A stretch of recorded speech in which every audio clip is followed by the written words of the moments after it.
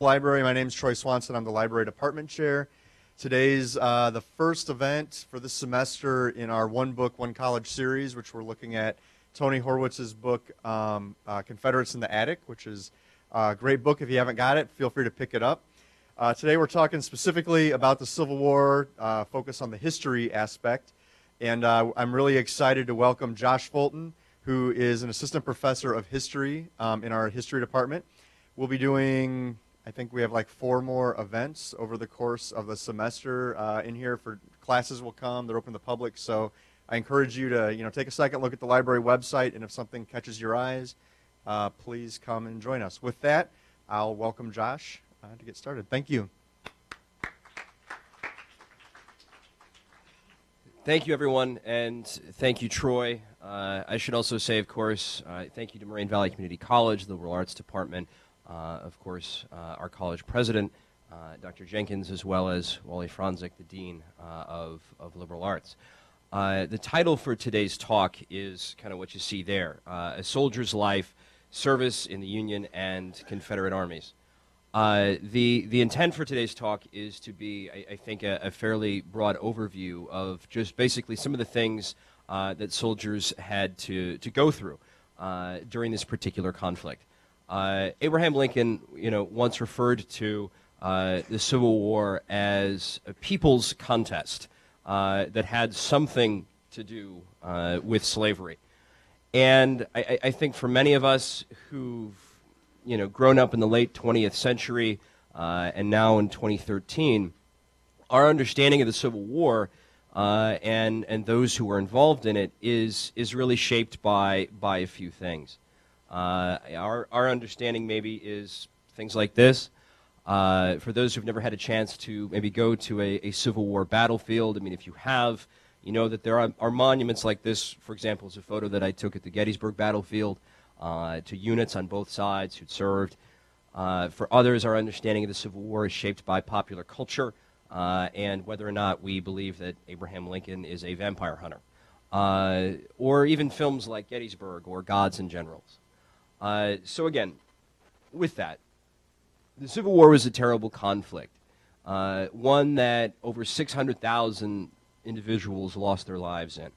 I know that more recently some revised figures have increased that, but at least we can admit it was a brutal contest, most certainly so. It's also a contest that when historians have attempted to examine it, they've done so through a variety of different ways. I had a professor when I was in graduate school who informed me that if in teaching the Civil War he could never make it onto a battlefield, that for him it would be a victory. Now, in my understanding, it was a war, so some understanding of the battlefield and some understanding of the men and women who were on those battlefields is an important part of the process and is an important way to remember what went on. So, with that, sort of let us sort of begin with this. My understanding of the Civil War soldier and of how to think about the Civil War soldier is to do so with asking a couple of basic questions. And so the bulk of our time today is really going to be analyzing, is really going to be looking at the questions that you see listed there. Why did the war start? Why did the soldiers fight? If you were in the North, what made you want to join the Army? If you were in the South, what made you want to join the Army? If you were a recently freed slave, what made you necessarily want to join? If you were a woman, if you were a recently arrived immigrant, what would make you want to participate in this particular contest? What role did race play?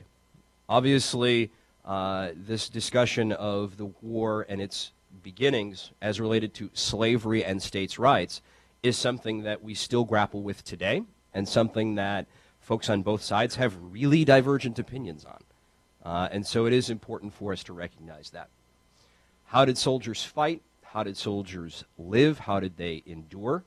Obviously, of course, experiences throughout conflicts in time, soldiers have to go through a variety of different things. But this is, again, a very brutal conflict where disease kills more men than anything else. So, soldiers would have had to go through things such as dysentery and scurvy as just common parts of their daily life. And it's a pretty tough thing. And the final question, how did they engage once the war was over? Because you've got, on both sides of the conflict now, literally hundreds of thousands of men who spent the last 4 years tearing the country apart. And now how do they put this back together? And how do they attempt to move on? And how do they attempt to sort of remember this? The Civil War is not just sort of a passing thing for the men involved. And so to start us off when it comes to the conflict, I found a quote from a soldier named Charles Steedman. He would eventually become a captain in the Union Navy. And he wrote, quote, "I am, as I have always been, a Union man. I know no North or South. All that I know is my duty to flag and country, under which I have served for the last 30 years. Now, the war would force soldiers and families to make a choice. Do you go north? Do you stay south? What do you necessarily do?" Mr. Steedman chose to support the Union in 1860, 1861. And this was something that, to his South Carolinian family, really sort of tore them apart. His brother, a South Carolinian planter, remarked, quote, "I felt that my blood was cold in my veins, my brother a traitor to his mother country, where lie the bones of his father, mother, and many dear relatives." So again, this was a very personal conflict, no matter really what side you are on. Now, this basic question of why the war started. If we were going to have a discussion just on this, I'm certain we could be here for days and days. I mean, I guess if we wanted to, we could. We could order some pizzas and stuff and have a chat, but that's probably not something that we would be able to do. I really think when it comes to this question of why the Civil War starts, we need to think about it in terms of why the Civil War starts when the Civil War starts, okay? Because throughout much of the 19th century, there were harbingers of conflict, harbingers of things to come. The Civil War's occurrence in 1861 is the result of the American Revolution, and it's the result of the decline of the second-party system in the United States. During the American Revolution, the founders expressed a dissatisfaction of the governments of the time. Weary of tyranny, when it came time for them to build governments, they looked to recent history. So the British model in some cases, Enlightenment texts, as well as in the past, so Greece and Rome. The results were the governments that we saw, the Articles of Confederation, as well as eventually the Constitution, adopted in the 1780s, with George Washington inaugurated as the first president in 1789. For some, the Articles of Confederation was a government that limited the power, really, of a national authority. There was no executive, and the ability for states to work together was, again, very, very limited. For some, this is a good thing. For others, this is a very, very, very poor thing. As a direct result, of course, the Constitutional Convention was convened in 1787, and the decision was made to support a government that was strongly national in tone. There would be a clear executive. There would be clear national power as far as the federal government is concerned. Now, that national authority after George Washington, of course, goes into office would be questioned, both during the Whiskey Rebellion and even after Washington's presidency, with things like the Alien and Sedition Acts and their responses by Madison and Jefferson with the the Virginia and Kentucky resolutions. This question of, is national authority acceptable? Is it in and of itself a violation of what the founders had fought for? Would continue to plague the early republic. In the early 1800s, national authority would come under crisis. By the time we get to Andrew Jackson's presidency, there would be an issue of nullification when it comes to tariffs, and this pro-Southern support for what I guess we would call that states' rights sort of vision is something that would emerge. Notably, a man by the name of John C. Calhoun would conflict very publicly with Mr. Jackson throughout this entire crisis. Basically, Southerners viewed this idea of a United States as something that was up for grabs. In the adoption of the Constitution, states had gotten together in conventions and on their own had made the decision to support that particular government. And so what Calhoun argued was that just as much as those states made their own choice to enter this union, they could make their own choice to leave this union. And so, whether or not you're someone who agrees with that or disagrees with that, this was a powerful position, especially for many Southern plantation owners and for many throughout the South who are grappling, with this conflict. Now, by the 1830s and 40s and 50s, American politics was strongly dominated by the second party system. Two main political parties, the Democrats and the Whigs. The party formerly of Andrew Jackson, the Democrats, sought to oppose big national programs, such as national banks, and they competed with the Whigs till nearly the 1850s over the electorate. Throughout much of the 1840s and the 1850s, America was dealing with the effects of something called the Second Great Awakening, and with this, fights over these national programs as they related to slavery were starting to rear their head. As the Whig Party declined, what emerged in its wake was our understanding of a Republican Party. The Republican Party at this time, by the 1850s, was a mix of third parties and part Whig. They strongly supported governmental activism and many forms of abolitionism or an ending to slavery. It was these interests, this interest in abolitionism, along really with issues related to the Mexican-American War, that brought the Civil War into being, particularly in 1861. As a direct result of that war, the United States acquired a great deal of territory, particularly through something called the Treaty of Guadalupe Hidalgo. And all of that particular territory was fought over throughout the 1850s. There were those who argued that an expansion of slavery into those territories was a fundamental necessity for those slave owners. And those who opposed it didn't necessarily have a problem with slavery, but what they argued was that slavery as an economic model inhibited free market competition. So if they wanted to go get a job, they wanted to have a farm, it was going to be very difficult for them to do so if slavery was around. And so with that in mind, we get many of the conflicts that we've heard about when it comes to the pre-Civil War era. Things obviously like the Compromise of 1850, John Brown's raid, and eventually, of course, the presidential election of 1860. Now, by the late 1850s, we should note, of course, that the American South was fundamentally dominated by this Southern planter class, a planter class that fully saw the existence of anyone of African descent as a sort of class of people that could do their dirty work for them, really sort of a terrible thing. And I have a quote for us from at least one individual on this that I think is fairly helpful. Our slaves are black, of another and inferior race. The status in which we have placed them is an elevation. They are elevated from the condition in which God first created them by being made our slaves. None of that race on the whole face of the globe can be compared with the slaves of the South. They are happy, content, unaspiring, and utterly incapable from intellectual weakness ever to give us any trouble as by their aspirations. End quote.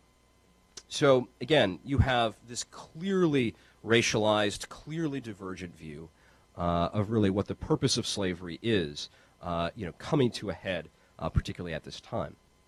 Now, for many of us who grew up in Illinois, our understanding of this time in history probably is shaped by maybe a school trip that we had to take there. Many of you have been to Lincoln's home in Springfield. Anyone been to Lincoln's home in Springfield? Yeah, it's a very, very insightful place, absolutely, and a very, very, very good place for us to see here. Now, Lincoln, of course, was elected president in November of 1860. Now, the immediate response on the part of the South was secession by the state of South Carolina in December of that year. Now, other states would follow soon after, and with many of their statements of secession taking a similar tone to that of South Carolina, in referencing the North. This is from the South Carolina Convention. They have denounced as sinful the institution of slavery. They have permitted open establishment among them of societies whose avowed object is to disturb the peace and to anoint the property of the citizens of other states. They have encouraged and assisted thousands of our slaves to leave their homes, and those who remain have been incited by emissaries, books, and pictures to servile insurrection." End quote. Basically what I'm trying to say is, while most individuals, most white individuals in the mid-19th century had no problem viewing African Americans as less than equal to them, be them in the North or in the South, slavery was a fundamental part or reason why the war came to be. Now, that doesn't necessarily mean that for every Southern individual, for every Southern soldier, they entirely revolted directly a result of the need to protect their slaves, because most of them didn't own slaves. But that idea of maintaining a racial status quo was certainly central for many of them.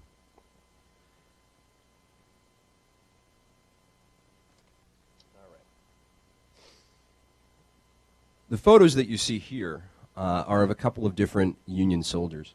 And for those who are interested in Civil War photography, these are taken from the Library of Congress's website, and they are really a wonderful archive to go and to be able to see, some of these different sort of things here. Men turned out to fight for the Civil War in droves, from whole communities signing up to families, to individuals, substitutes, and draftees. In his work For Cause and Comrades, James McPherson notes, quote, "The consciousness of duty was pervasive in Victorian America." End quote. For some soldiers, Confederates in particular, honor was a contributing factor. However, not all soldiers enlisted at the moment of secession, not all from the North fought for the North, and not all from the South fought for the South. Not all Southerners fought for slavery, and as we just said a second ago, not all of them owned slaves. Most Northerners didn't fight for abolitionism because they didn't believe in the equality of African slaves with whites. The Confederate Army began in earnest in early 1861. Jefferson Davis, in a decree in March of 1861, called for a 100,000-man army to be able to serve for at least 1 year. And those who served, those who joined early in 1861, had opinions much like a man named Reverend Palmer, who spoke at a departure ceremony in New Orleans. Quote, "It is a war of defense against wicked and cruel aggression, a war of civilization against a ruthless barbarism, which would dishonor the Dark Ages.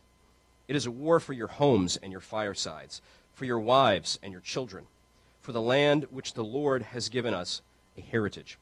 It is a war for the maintenance of the broadest principle for which a free people can contend, for the right of self-government."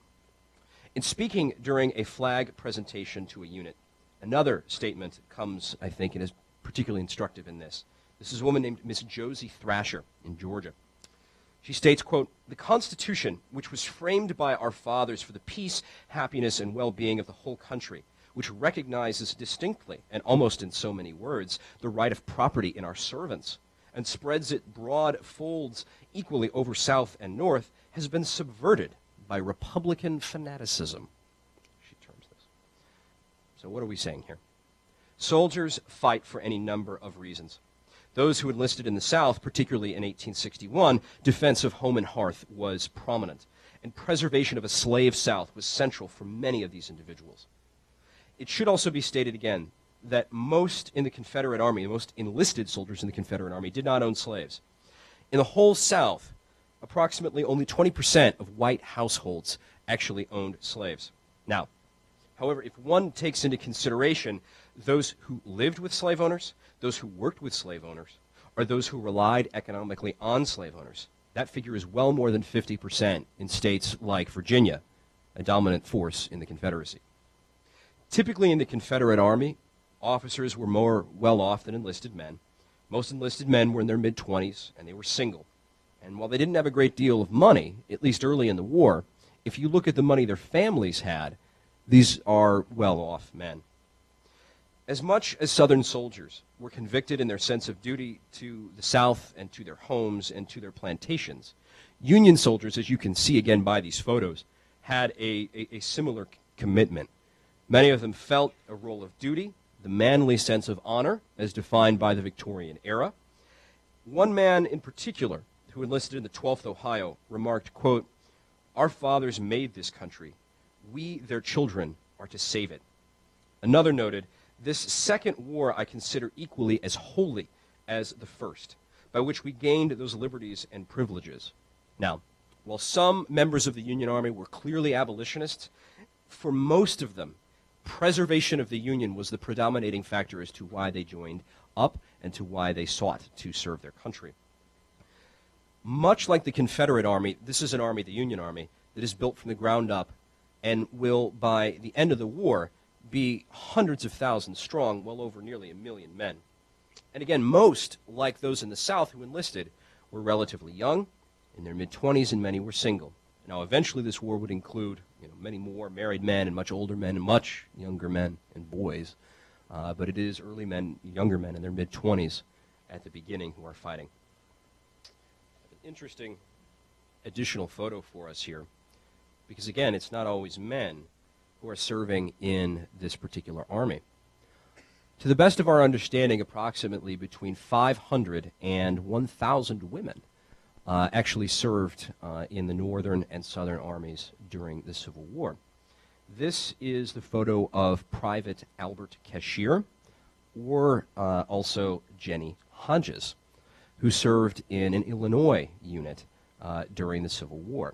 Now, if you were going to join the Army in the Civil War era, basically your physical examination was, can you fire a weapon? If you could fire a weapon, you're fine, you're in. And so they really wouldn't have concerned themselves too much with one's physicality. If you dressed the part of a man and you looked sort of clean-shaven or had a clean face, the assumption was that you were basically a young teen. And so there really wouldn't have been a great concern with this. And so it was possible for women to join the Army. Now, there are others who served in other ways, obviously on the home front and as spies in some cases.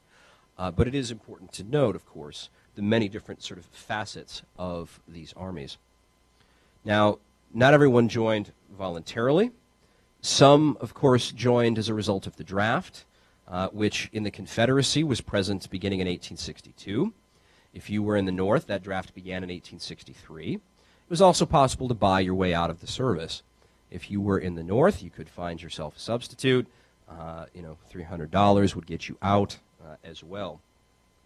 And of course, we shouldn't forget African Americans who served honorably in this war, beginning in late 1862. Well over 100,000 of them would be able to do so. They fought in segregated units, had few black officers, and were paid, at least at the beginning, less than what white soldiers were paid. So again, there is a real mix of individuals who are joining these armies, both in the Confederacy and in the Union. So what are our questions? So who is fighting? Why are they fighting? You've got typically young men who are fighting for a number of reasons. How do they necessarily feel about race? I think what is really interesting about this is that, yes, for many in the South, race is a predominating factor. But for many in the North, this idea of abolitionism is not the predominating factor when it comes to an understanding of their service. Gary Gallagher's recent work called The Union War is actually particularly instructive on this idea that the Union Army was basically made up mostly of guys who really sought to pretty much, again, preserve the Union.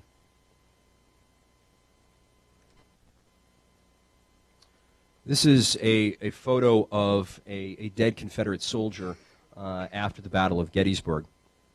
And it is important for us to keep in mind that the Civil War was fought in many theaters. It's fought in the West, it's fought in the East, it's fought in the Deep South, it's fought on the sea.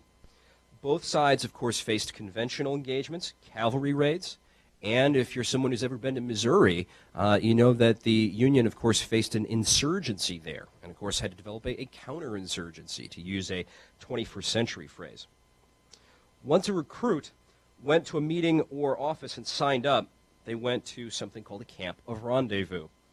They at times would do this individually, but in most cases they did so as full companies. So again, full communities signed up of men and families and men they've known their entire lives. When they get to the camp of rendezvous, many of these men, of course, are going to be issued supplies. They're issued their uniform, but in some cases, soldiers preferred to wear the stuff they brought with them. In some cases, they wore homespun. In some cases, they wore zouave units. Now, the zouaves, of course, were noted for the large amounts of red in some cases they had on their uniforms. As I've tried to explain it sometimes, it's as if you have soldiers who are basically wearing hammer pants from the early 1990s. And in one case, there was a unit that fashioned itself after Garibaldi's Italian revolutionaries. Now, our understanding, of course, our standard issue uniforms are the gray coat for the Confederate and the blue coat, of course, for the Union soldier. But for those Confederates, due to blockades and shortages, homespun butternut was common. Now, Union soldiers, of course, again, they're issued these common blue coats and these caps known as a hardee, but they don't always fit, and of course, the men tended to hate them. Now, typically, units would then move on to something called a camp of instruction, and at that camp, the purpose is to teach units drill and discipline, which, again, few men in the North or the South had a clue about. They literally didn't know their left foot from their right foot when it came to marching. Volunteer units on both sides, as well, are able to elect their officers. Can you imagine if the military worked in the 20th century if companies were able to elect their officers? I mean, it's a very interesting way to think about service. Most military training was men learning how to fire their weapon and basically how to march into battle. That's basically it. They were not fully seen through on how to carry out an attack. And that was something that was later regarded as being a real problem for many of these men. Infantrymen on both sides of the conflict, of course, would also use a number of weapons. Now, the most common one eventually in the war would be the early rifles, both the Springfield as well as the Enfield rifles, which would be fairly accurate when it comes to combat. Now, there have been some questions about these rifles. There have been some concerns. The usual story goes, of course, that the soldiers in the Revolutionary War fired smoothbore muskets, which, of course, had only, accuracy up to 80 yards, something like that, whereas these rifles were accurate up to nearly 400.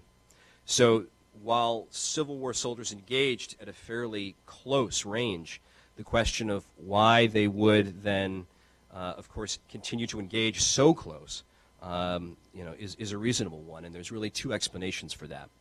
The first, of course, is Civil War soldiers are using black powder. And black powder, of course, when firing one of these weapons, basically would leave a cloud of smoke over the infantry lines while they are firing. And so that accuracy is negated. And also, because of that rifling in those weapons, when they were firing them, the bullet would curve. There are some records of bullets curving 10 feet, 12 feet, 14 feet.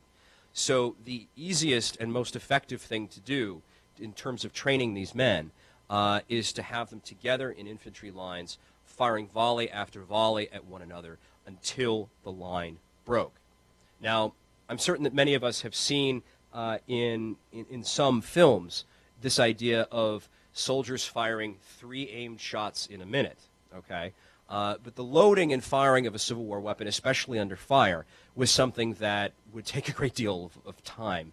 To the best of our understanding, effective soldiers could get a shot off once every 4 to 5 minutes if they were probably lucky. So it's a difficult thing. It's an absolutely difficult thing. So yes, how did they fight? For most Civil War soldiers, the fight was fairly conventional. Regiments tended to form into 2 lines and fire these continual volleys after one another. Now, Civil War soldiers were also issued bayonets, which they rarely ever used. So if you're someone who's familiar with, say, the Battle of Gettysburg and this idea of charging, again, bayonet charges and, again, bayonet wounds were not a common thing for soldiers on either side of the conflict. I forget the specific figure, but it's a very, very low percentage. All right. The photo you see there is of tents for the United States Christian Commission. And this idea of how soldiers survived, I'm always fascinated by. Soldiers, many of them, are in volunteer units with men from their homes, and many felt responsible to those men. So while some would take up drinking, others would take to temperance, others would even take to religious revivals, which were common in the armies later in the war. And now if you're a soldier in the armies here, and you're not on campaign, you're in camp. And camp life, especially winter encampments, could take a fairly long time. One Confederate major wrote of encampments, quote, "This is a dull, stupid life. All day long we are cooped up with nothing to do and everything to make life disagreeable," end quote. So, tell me how you really think. Civil War soldiers staged plays, read, and sent letters, especially through the aid of the United States Christian Commission.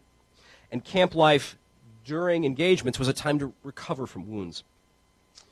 Now, in camp, of course, for soldiers, the food they ate was at best moderately filling, but in most average cases it was awful and in some cases would make them sick. Union soldiers in the Army of the Potomac were issued, quote, 1 pound of hard bread, 3/4 of a pound of salt pork, or 1 1/4 pound of fresh meat, sugar, coffee, and salt, end quote. Now, that's in a perfect world, okay? What are they usually getting? In some cases, canned beef, that hard bread, which of course is hardtack, which I can say with experience, bless you, don't make hardtack, or at least attempt to eat hardtack, because you'll break your teeth on it. Guilty, okay? Not a good thing. You don't really want hardtack. Confederate soldiers were issued, quote, 1/4 pound of bacon per day and 1 pound of cornmeal. Again, that's if food is available. So, for those who are very health conscious and thinking about diets and vitamins, imagine spending every day bacon and cornmeal, maybe some coffee. That's about it. So again, these guys are going to be susceptible to a number of conflicts, a number of things.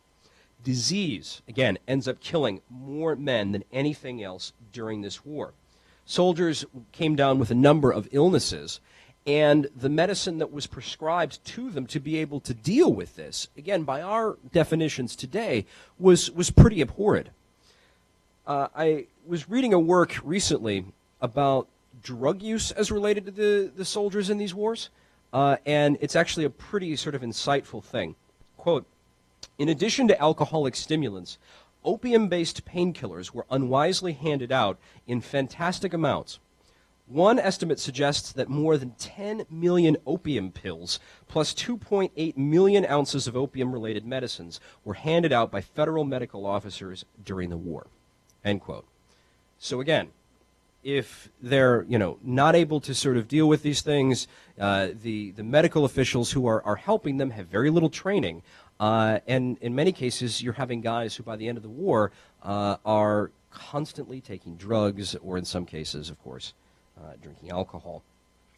So yes, disease was rampant, especially in prison camps, such as at Andersonville, of course, in the South, and on the south side of Chicago, Camp Douglas. How did soldiers deal with this? Well, they endured. In some cases, though, they just left. Over 200,000 Union soldiers and 104,000 Confederate soldiers deserted the armies. Some 147 Union soldiers were executed for the crime of desertion, but generally most individuals would be able to make it back. All right, it would be possible for them to be able to make it back. Now, I don't know if anyone here has read the New York Times in the last couple of years, but they've had something called the Disunion blog, where they've spent a lot of time going back and forth over different aspects relating to the Civil War, some new research. And that phrase down there, "many struggled with effects of the war," is a very interesting and I think very important part of new Civil War research. I think many of us are probably aware of the issues related to PTSD and more recent veterans, of course, in many of the United States' different conflicts. During the Civil War, of course, this process of seeing combat was partly called seeing the elephant. And our understanding of PTSD now, of course, is a great deal different than what it was then. But you've had some new scholars who've been doing research on soldiers who committed suicide during the Civil War, on soldiers who struggled with aspects of psychological effects of the conflict, and this was true on both sides. Now, once the war wound down, by late 1864, General Sherman's army has, of course, captured the city of Atlanta, and Abraham Lincoln is reelected President of the United States. Grant has backed Lee's army into a siege at the city of Vicksburg, and a number of months later, of course, Lee's attempted a breakout would, of course, end in the battle at Five Forks and eventually the surrender at the city at Appomattox Courthouse. The war would be over. You now have hundreds of thousands of veterans. Nearly 80% of Southern white men would serve in the Confederate armies.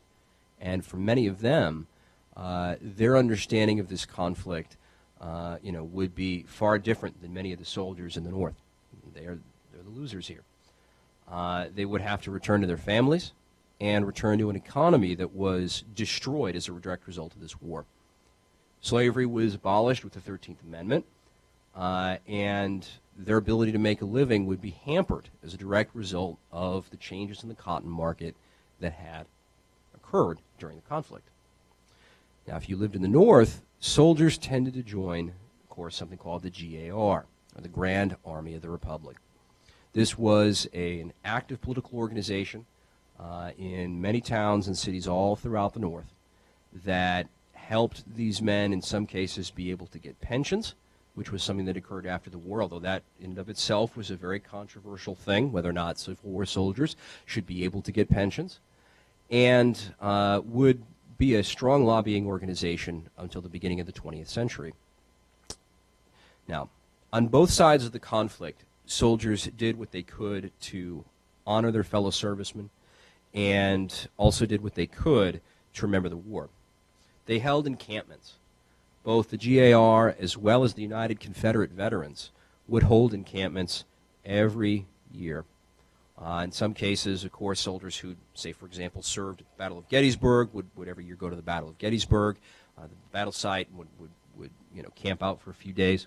And the same thing is true in many of these other battlefields.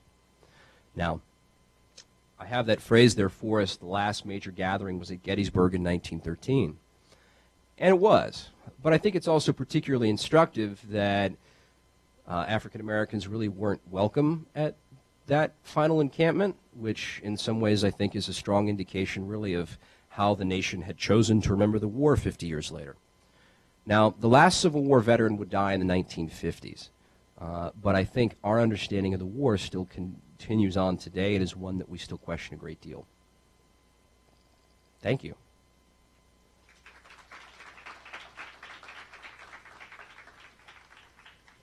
Anybody have any questions or anything?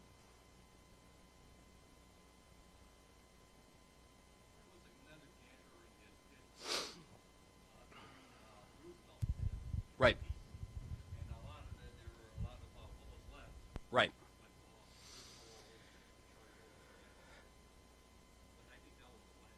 Right. Right.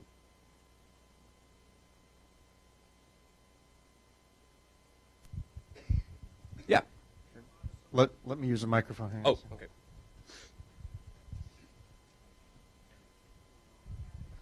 Didn't a lot of soldiers die from like surgery where they would use the tools and not clean them and then they'd get the disease that way? Absolutely. Absolutely. The process of training a surgeon or a physician in the 1860s,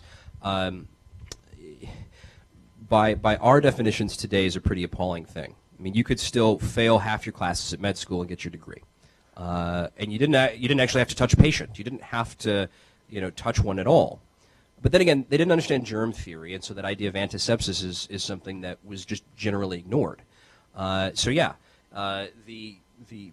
balls, of course, that would hit them, these small, soft lead balls that would hit them, if they didn't hit anything, could be a relatively clean wound.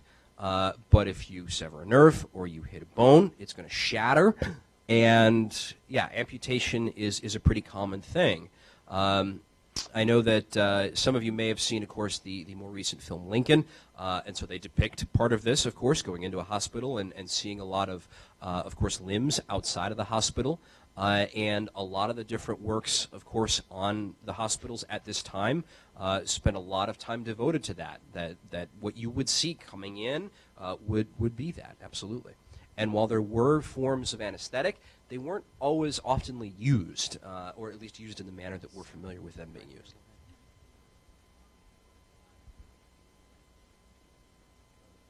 Others, questions?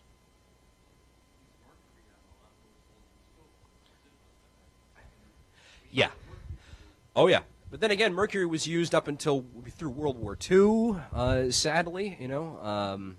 So, yeah, absolutely. It has a pretty profound implication.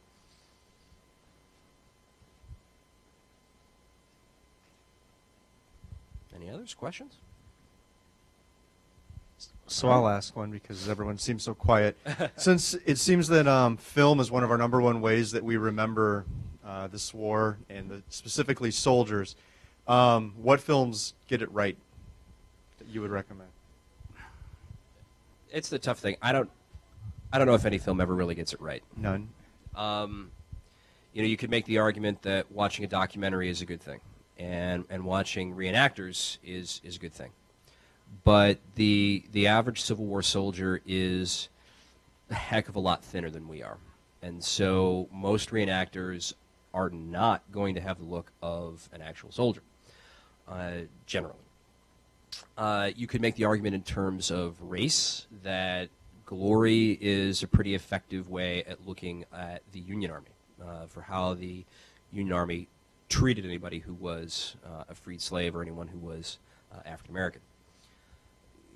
Gods and Generals in Gettysburg are instructive for general action, but they in their points don't necessarily take us to where we need to go. I mean, Gods and Generals is a strong, almost apologetic film for the South. You know, sort of a strong lost cause film for the South. The first hour or so of the film is every single person in the South, including slaves, going, "Go off to war! Yay for war!" Which you don't necessarily think of, you know, when it comes to the South. Gettysburg is instructive as well, but there have been a number of historians that have said Gettysburg was not the most significant battle in the war. So spending too much time on it does give one that impression that it was the most important battle. So I think they're all good. They're all good gateways, but there's not one that particularly gets it right.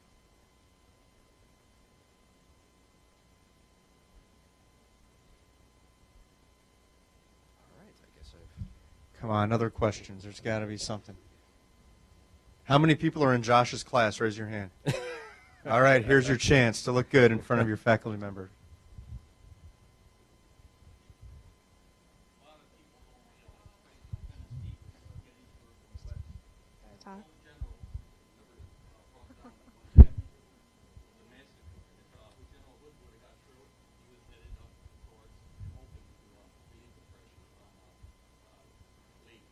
Mm-hmm.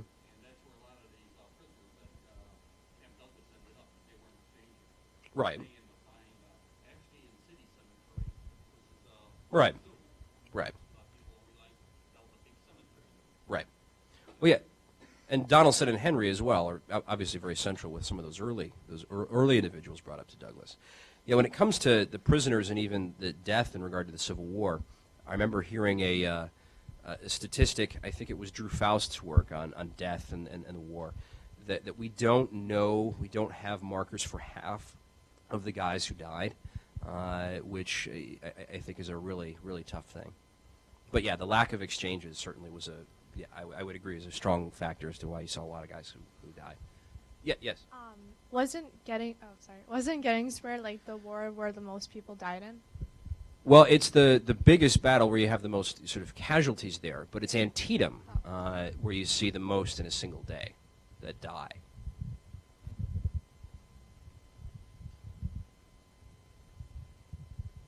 Okay, other questions? Yes, go ahead. How instrumental was the war in beginning like a rail system across the United States? Wasn't that like the main thing that won the war for the North? Was an ability to like transport troops and goods with the rail system? Yes. I mean, you could argue that the Republican Party's passage of the Pacific Railway Act was also very integral during the war of helping to create that rail system. But yes, support for it does give the North a strong advantage. Within the South, you didn't really have too much when it comes to rail systems, and General Sherman and his army were very adept at pulling up whatever rail was present there. Although the rail service for the Union that runs the rails, when the rail system is turned back over to the private companies after the war is over, those guys had basically destroyed it. And so you've got damaged rails and damaged cars, and so it was pretty rough. But you're absolutely right. The reliance on it was a strong advantage for them. So this month marks the 150th anniversary of Emancipation Proclamation. Sure. Going into effect, at least. Absolutely. Can you talk about how that filtered down to the soldiers on the battlefield, or did it? It did. I mean, my earlier point that trying to emphasize that not every Union soldier was pro-abolition, while that's true, that doesn't beget the fact that there are strong abolitionists in the Army who were, if you were pro-abolition or even if you were anti-abolition, one thing, the Union Army was politicized. I mean, the Union Army was very political. These soldiers are reading lots of political tracts. So they're well aware of what's going on. So there are many who are for it, but there are also many who are against it. Probably the most prominent outlet for Democrats in the North is going to be the Chicago Times, which is eventually shut down by the government at one point. But they're aware of it, and some of them are big fans of it, yeah. Oh, there we go. Excellent. It's pretty, yeah. Have you tried it before? Yeah. You make your own? Yeah. I attempted when I was younger to make my own, and it's very hard. Yeah. I literally broke a tooth in half attempting to eat it. So, but then again, it's, So we You live and you learn. We can all pass it around and take a bite. There you go. No, just Yeah, good luck with that, yeah. okay. Other questions? All right, we can wrap things up. I want to right. thank Josh. Thank Thank you. everyone for coming, and have a great afternoon. Thanks.